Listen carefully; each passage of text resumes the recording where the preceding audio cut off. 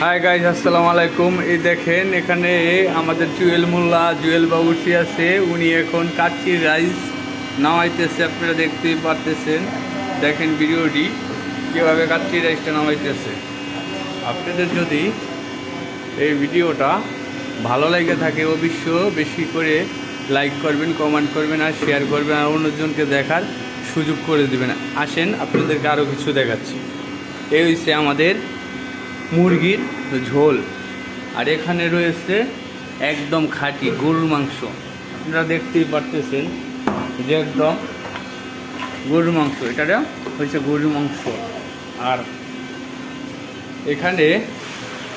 এখানে রয়েছে আপনার ভাত আছে, এ আছে কাচ্চি, একদম টাটকা পিস, দেখতেই পারতেছেন। দেখেন